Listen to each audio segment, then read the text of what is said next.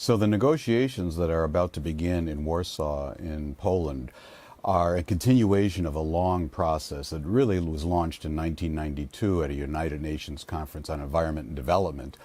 An important element that came out of that conference was the United Nations Framework Convention on Climate Change.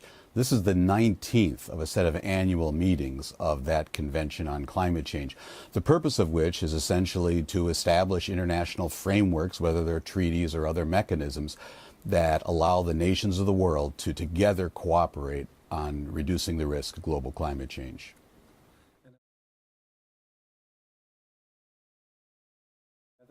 Well, what turns out to have been a very important development at the very first of these annual conferences of the parties, which took place in Berlin, was a structure whereby the countries of the world would address a very important principle, and that principle is referred to as common but differentiated responsibilities and respective capabilities.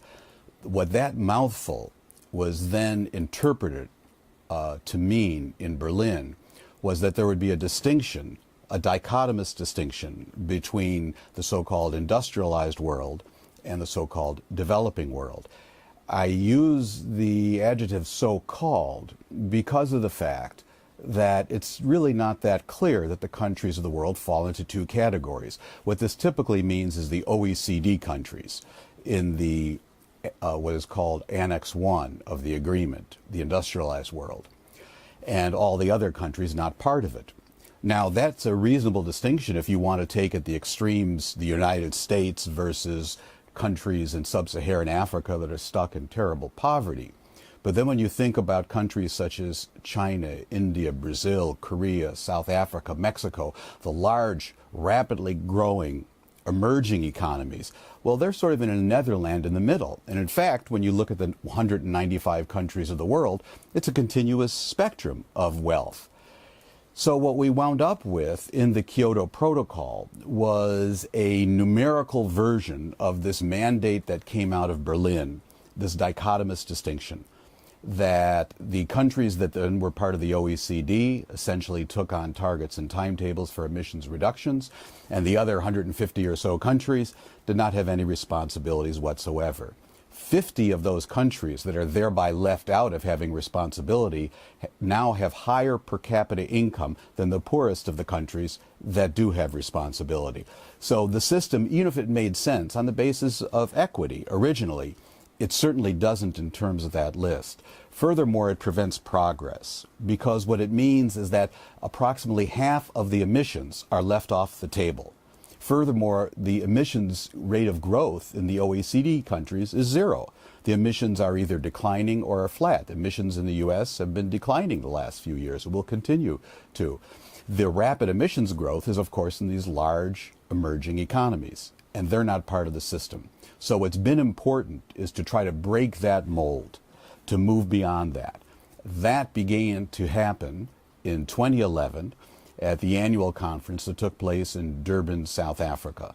And it was there that the countries of the world agreed to the Durban Platform for Enhanced Action, which mandated that they would come to agreement by the year 2015 for implementation in the year 2020 for a new approach that would bring all countries under a common legal framework.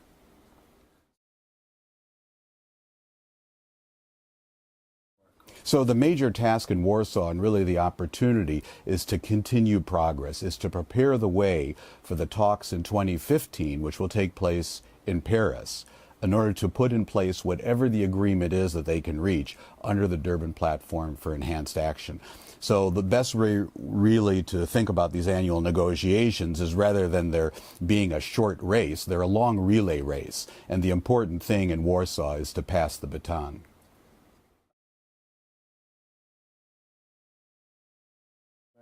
Well, correctly or incorrectly, both Hurricane Katrina and Superstorm Sandy had an effect, certainly in the short term, on public opinion, particularly in the areas that were affected. And they had some minor effects on political opinion. But mainly what they do is that they give further ammunition to those who want aggressive action on climate change, and then they're ignored by those who are opposed to action on climate change. Because what's really paralyzing the U.S. is not an understanding of the science, it's not an understanding of the economics. It's rather the political polarization that exists in the U.S. Congress, particularly in the House of Representatives. So my view is that the very firm opposition to action on climate policy in Washington is nothing more than a residual, a side effect, collateral damage, if you will, of ideological wars that are much broader than anything to do with climate change.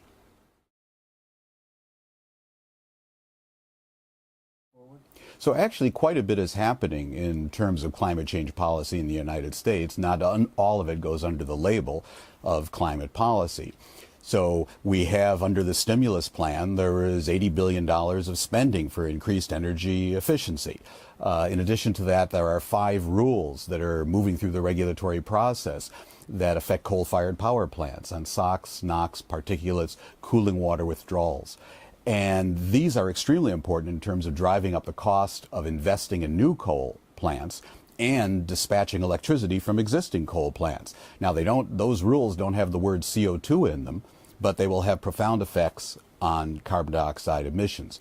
In addition to that, you have climate policies in subnational cases. The most important one is certainly California, where under Assembly Bill 32, there is a very ambitious policy that in percentage terms is much more ambitious than what the Waxman-Markey legislation was in the House that was eventually defeated in the Senate. And then finally, and most important of all, is not a policy at all, though it's indirectly related to public policy. And those are the technological developments with regards to new sources of natural gas, fracking. And that has resulted in a massive increase in the supply of natural gas in the United States, which, combined with the very extensive pipeline infrastructure we already have for moving natural gas, has meant a fall in the price of natural gas, which has resulted in a profound change of reliance on natural gas instead of coal at coal-fired power plants. So over a short period of time, we've gone from generating electricity 60% from coal to now approximately 40% from coal. That is really an earth-shaking change, and it's largely due to these new technologies. Now, the sense in which these are linked to public policy is that public policy has not gotten in the way of developing those resources, which it could have done because there are environmental concerns about them.